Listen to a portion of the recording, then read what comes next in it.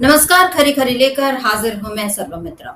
देश में इस समय मॉक ड्रिल की तैयारी चल रही है। गृह मंत्रालय ने इस बारे में कल ही एक निर्देश जारी किया था और आज गृह सचिव इसके लिए बैठक ले रहे हैं और कई सीमावर्ती जिलों में और कम से कम 244 जिलों में बताया जा रहा है कि मॉक ड्रिल हो रही है और कल होगी और आज भी इसकी शुरुआत हो चुकी है। और देश में इस समय जहां एक तरफ जंग का माहौल बना हुआ है, प्रधानमंत्री के बारे में कहा जा रहा है कि वो उच्च स्तरीय बैठकें कर रहे हैं। हालांकि वो बहुत ज्यादा अभी सार्वजनिक तौर पर दिखाई नहीं दे रहे, लेकिन इस बीच राहुल गांधी जो हैं उन्होंने एक बड़ा एक्शन ले लिया है और राहुल गांधी आज पहुंच चुके हैं करनाल। और इस समय जबकि ये कार्यक्रम चल रहा है, उनकी मुलाकात हो रही है पहलगाम हमले में शहीद विनय नरवाल की पत्नी हिमांशी नरवाल से। और आज राहुल गांधी, ये तस्वीरों में आप देख सकते हैं, वीडियो जो स्क्रीन पर चल रहा है, राहुल गांधी आज पहुंचे और इसमें हरियाणा कांग्रेस के जो नेता हैं और सांसद दीपेंद्र हुड्डा वो भी उनके साथ थे। और ये राहुल गांधी पहुंचे हैं शहीद नरवाल के घर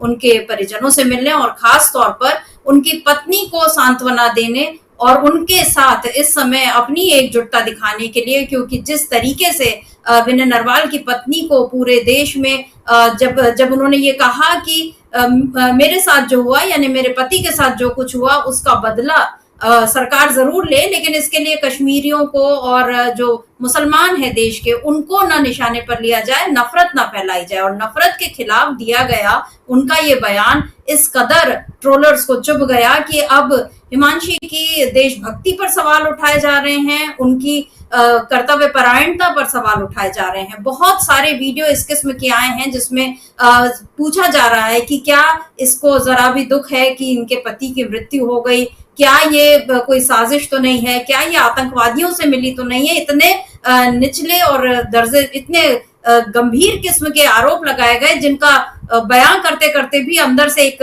बेहद नाराजगी जो है वो नजर नाराजगी एक का भाव उमड़ रहा है। उसके लिए शब्द नहीं मिल रहे और हमें नहीं पता कि हिमांशी नरवाल इस समय किस मन स्थिति से वो गुजर रही हैं और किस तरह वो अपने आप को मजबूत रखे हुए हैं। और आज उनकी मजबूती में साथ देने पहुंच गए हैं राहुल गांधी। वैसे पहुंचे तो नायब सिंह सैनी भी थे जब विनय नरवाल का शव लाया गया था, उनका जो अंतिम संस्कार हुआ था उसमें वो भी पहुंचे थे। उन्होंने ये भी कहा कि घर से किसी एक को सरकारी नौकरी भी दी जाएगी, मुआवजे का ऐलान भी हुआ। लेकिन जितने लोग इस समय हिमांशी नरवाल को निशाने पर ले रहे हैं उस पर साथ देने के लिए कोई बीजेपी का नेता जो है खुलकर ये नहीं कह पा रहा कि ये सब जो ट्रोल आर्मी जो काम कर रही है उसके खिलाफ एक्शन लिया जाए या उसे रोका जाए। कोई इसकी आलोचना करने की हिम्मत नहीं दिखा रहा। ऐसा लग रहा है जैसे कि हम वापस उसी महाभारत काल में पहुंच गए हैं जहां कुरु सभा में द्रौपदी का चीरहरण हो रहा था और सारे लोग जो धर्म और नैतिकता की बात कर रहे थे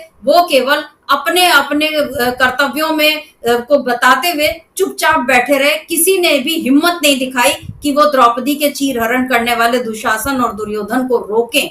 ये काम जो है ये तब भी हुआ था, ये काम अब दूसरी तरीके से हो रहा है, हिमांशी नरवाल के साथ हो रहा है और ऐश्वर्या द्विवेदी के साथ भी हुआ। तब भी राहुल गांधी कानपुर भी पहुंचे थे, शुभम द्विवेदी उनकी भी मृत्यु हुई थी, आप जानते हैं। राहुल गांधी वहां भी पहुंचे थे, राहुल गांधी यहाँ भी गए, राहुल गांधी श्रीनगर भी पहुंचे थे। सबसे पहले श्रीनगर वो पहुंचे और उन्होंने वहां पर पीड़ितों से मुलाकात की थी। लेकिन आप याद करिए तो पीएम मोदी कहाँ पहुंचे? वो पहुंचे बिहार और रैली की, वो पहुंचे केरल, वहां अदानी के साथ खड़े नजर आए, वो पहुंचे आंध्र प्रदेश, वहां पर वो चंद्रबाबू नायडू के साथ नजर आए, वो तमाम जगहों पर नजर आ रहे हैं। बिहार में एक रैली उन्होंने वर्चुअली भी कंडक्ट कर ली, लेकिन अभी तक उन्होंने ये नहीं कहा कि जो इस किस्म की बयानबाजी हो रही है उस पर रोक लगाई जाए। 2 लाइनों का वक्तव्य देने में आखिर कितना वक्त लग सकता है प्रधानमंत्री मोदी को, यह हमारी समझ से परे है। आप तमाम बैठ के करिए, आप सारे फैसले लीजिए, पूरा देश उसमें साथ है। और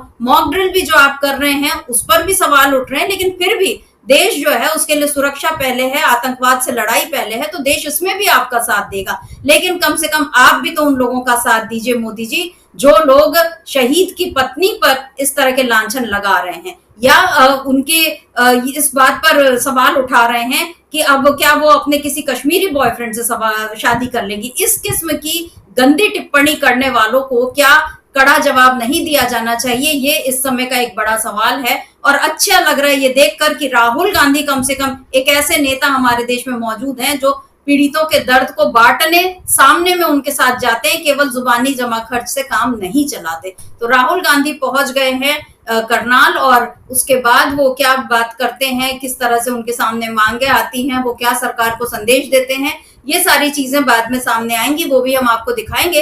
लेकिन पहले आपको दिखा देते हैं कि कानपुर जब पहुंचे थे राहुल गांधी तो क्या कुछ कहा था उसके बाद उन्होंने, और क्या मांग की थी उन्होंने सरकार से। सुन लेते हैं राहुल गांधी ने क्या कुछ कहा था। अपने लिए मुझे कुछ नहीं चाहिए, मुझे सिर्फ शुभम के लिए शहीद का दर्जा चाहिए, और मैं सिर्फ शुभम क्यों 26 जनवरी पे सबको मिलना चाहिए। देश के लिए उसने प्राण गए, रिस्पेक्ट चाहिए, सम्मान चाहिए, और वो आप दिला सकते हैं। आप सरकार से कह सकते हैं माननीय प्रधानमंत्री से, प्रधानमंत्री को चिट्ठी लिख दूंगा और कहलवा भी दूंगा कि शहीद का दर्जा देना चाहिए। आज ये शायद कास्ट सेंसस से भी ज़्यादा ज़रूरी है। मैं आज कानपुर गया और वहाँ पे जो टेररिज्म के विक्टिम थे उनसे मैंने बात की, परिवार से मैंने बात की।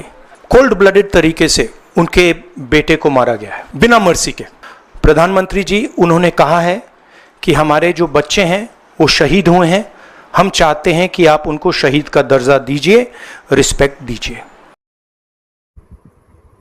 तो राहुल गांधी यहाँ पर मांग कर रहे हैं प्रधानमंत्री से कि शहीद का दर्जा मिलना चाहिए, और रिस्पेक्ट की बात कर रहे हैं। और ये रिस्पेक्ट केवल एक दो इंसानों के लिए नहीं है, उन तमाम लोगों के लिए है जो बात बात पर अपने देशभक्ति का सर्टिफिकेट नहीं दिखाते, लेकिन वो कम से कम ये कहते हैं कि नफरत मत फैलाइए, और अगर कोई ऐसा कह रहा है तो उसके खिलाफ नफरत न फैलाने के उसके संदेश को बहुत गलत तरीके से जो लोग प्रचारित कर रहे हैं उन पर अब कड़ा एक्शन लेना चाहिए।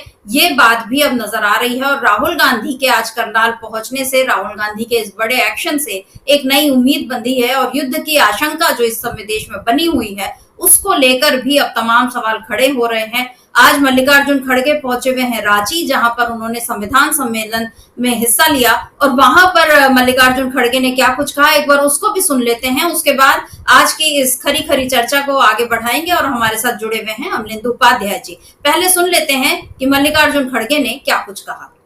साथियों, देश में जो चल रहा है वो सब आपके सामने है। 22 तारीख को देश में एक बहुत बड़ा भयंकर आतंकवादी हमला हुआ। 26 बेगुनाह लोग मारे गए, और सरकार ने ये माना कि इंटेलिजेंस फेल्यूर है, इसको हम सुधारेंगे। जब ये मालूम है आपको, तो आप अच्छी व्यवस्था क्यों नहीं करें? ये हमारा पहला सवाल है। और मुझे ये भी इंफॉर्मेशन मिला, और कहीं पेपर में भी आए हैं, लिखे हैं कि 3 दिन पहले ही, हमले के 3 दिन पहले ही वहां इंटेलिजेंस रिपोर्ट मोदी जी को भेजा था, और उसी लिए मोदी जी ने कश्मीर जाने का प्रोग्राम कैंसल किया था। ये मैं एक पेपर में पढ़ा। जब इंटेलिजेंस लोग आपकी रक्षा के लिए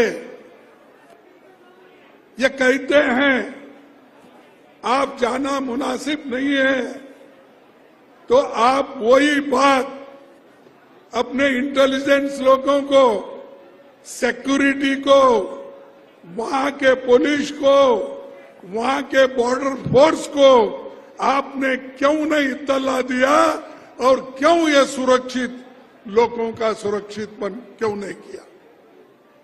ये पूछता हूं मैं।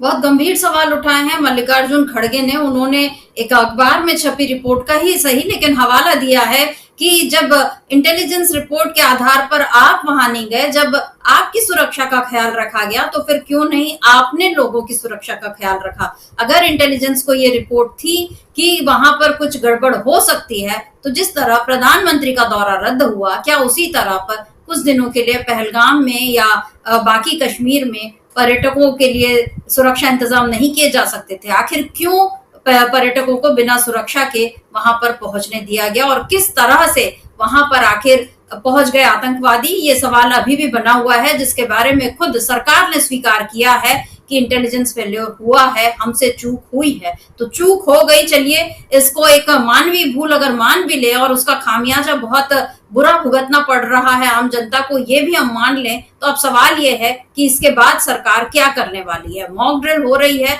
अच्छी बात है, लेकिन इसके आगे क्या होगा, क्या कुछ हो रहा है इस समय देश में, आज इसी पर हम खरी खरी चर्चा करेंगे। और चर्चा इस बात की भी होगी कि क्या ये मॉक ड्रिल वगैरह जो है, इनसे वाकई लोगों के बीच सुरक्षा का एहसास जाएगा, या ये भी सिर्फ एक किस्म की सनसनी फैलाने के लिए तो कहीं इसका इस्तेमाल नहीं होगा, क्योंकि हम ये देखते हैं कि अक्सर इस तरह की कार्रवाइयों में निर्दोष लोगों को भी निशाने पर ले लिया जाता है। तो मॉक ड्रिल हो रही है तमाम राज्यों में, कर्नाटक में, महाराष्ट्र में, उत्तर प्रदेश में, कश्मीर में, हिमाचल प्रदेश में, पंजाब में, तमाम जो सीमावर्ती राज्य हैं और संवेदनशील जिले हैं, वहां पर मॉक ड्रिल करवाई जा रही है। और अच्छा लग रहा है ये देखकर कि देश में कुछ एक्शन तो हो रहा है, लेकिन इस एक्शन का असर क्या होगा, आज इसी पर हम खरी खरी चर्चा करेंगे। हमारे साथ